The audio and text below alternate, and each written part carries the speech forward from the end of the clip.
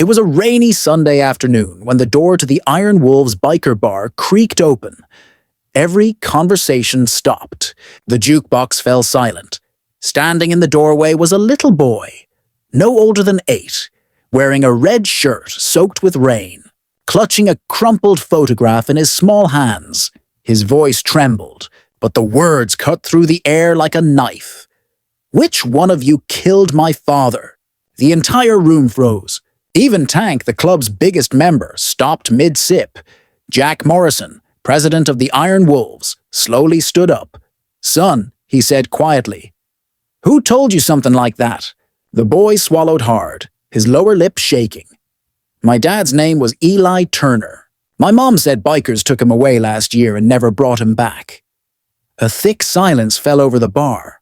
The name hit like a thunderclap. Eli Turner, a mechanic, loyal friend, and honorary member of the Iron Wolves, had gone missing after a bar fight a year ago. Everyone thought he'd just disappeared, but nobody ever found him. Jack's voice softened. "What's your name, kid?" Ben Turner." The boy's voice cracked. "Mom said if I ever found the Iron Wolves, I'd find the truth." Jack looked at the photo in his trembling hand. It was faded, wrinkled, showing Eli smiling, standing beside Jack and a few of the club members. On the back were 4 words that cut deep. "My brothers forever." Ben's eyes glistened. "My dad loved you guys. Why didn't you protect him?" Jack's throat tightened. The room went dead silent. Finally, Jack spoke. "Because we failed him." Every man in that bar lowered his head in shame. They hadn't killed Eli, but one of their own had betrayed him. A man named Rex Viper Dalton. Rex had once been a brother. Trusted, loyal, part of the pack. But he'd stolen money from the club and framed Eli for it. When Eli found out and threatened to go to the police, Rex silenced him. Permanently. Jack crouched down to eye level with the boy. "Your father didn't die because of us, son. He died because of one man's greed, and we never stopped searching for him or for justice." Ben's small voice wavered. "Then why didn't you come tell us?" Jack sighed, eyes heavy. "Because Rex disappeared. We thought he was gone forever, but we never stopped looking." At that moment, Snake, the tech guy of the club, stood from the corner booth, his laptop screen glowing blue in the dim light. "Jack, you're gonna want to see this." He turned the screen around. On a grainy security feed, a man with a leather jacket and a snake tattoo walked into a pawn shop across town. Just 10 minutes ago. Jack's fists clenched. "That's him." He turned to Ben. "You came here looking for the truth, kid. You're about to see it." Within minutes, 20 motorcycles roared into the storm, their headlights slicing through sheets of rain. Jack rode in front, with Ben sitting before him, clutching his father's photograph tight against his chest. The boy's red shirt shone like a flame in the night. They reached the pawn shop. Rex's car was parked outside. Jack dismounted, rain pouring down his jacket, and pushed open the door. Rex looked up, smirking, as if he'd been expecting them. "Well, if it ain't the Wolves. Thought you'd all moved on." Jack's voice was low, deadly calm. "We don't move on from family. Or traitors." Ben stepped forward from behind him, holding the photograph out like a shield. "You killed my dad." Rex chuckled cruelly.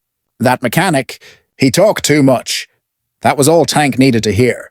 One step, one punch. Rex hit the counter hard, his smirk vanishing with the crash of glass. Snake was already dialing the police, sliding a USB drive onto the counter. Full of evidence they'd collected for months. Bank transfers, threats, text messages, proof. By the time the cops arrived, Rex was on his knees, bruised, beaten, muttering curses as handcuffs clicked shut. Jack looked down at him. "You took a good man away from his family. Now justice rides with us." Ben stared as the cops led Rex out in the rain. Jack knelt down beside him. "Your father's name is cleared now, Ben. You did that. You brought justice." The boy wiped his tears. "He used to tell me real men protect people. I just wanted to be like him." Jack smiled. "You already are, son," days later. The Iron Wolves held a memorial at their clubhouse. They rebuilt Eli's old motorcycle from the parts left in the garage, polished it until it shone like new. They painted the gas tank bright red, just like the shirt Ben wore that night. Above the bike, they hung a steel plaque that read, Eli Turner, brother, father, hero, justice rides forever. Ben and his mother stood together, tears in their eyes, surrounded by men in leather vests who now swore to protect them forever. From that day on, the Iron Wolves looked after them. They fixed the roof on their house, helped his mom get a job, made sure Ben got to school safely every morning, and every Sunday, Ben came to the clubhouse. He helped in the garage, handing tools, learning to tune engines, smiling again. The bikers taught him everything his dad would have wanted him to learn. Loyalty, courage, and honor. When Ben turned 10, Jack surprised him with a small leather vest. Across the back were 3 words that made the boy's eyes shine. Iron Wolves, Junior Brother. From that moment, he was one of them. Years later, when Ben turned 16, the Wolves rebuilt his father's bike, the red tank shining brighter than ever. Jack handed him the keys. He'd want you to ride it, kid. Ben looked at the motorcycle, tears glimmering in his eyes. He put on the vest and whispered, "Thanks, Dad." He started the engine. The roar echoed through the valley, not of rebellion, but of remembrance. Because sometimes the loudest engines carry the quietest hearts. Sometimes angels wear leather. Sometimes her justice comes on the 2 wheels. And sometimes the smallest hands holding a photograph are really just hearts begging for truth. If you believe bikers can be heroes too, subscribe and never forget, family isn't always blood. Sometimes it's the ones who fight for your name when you can't.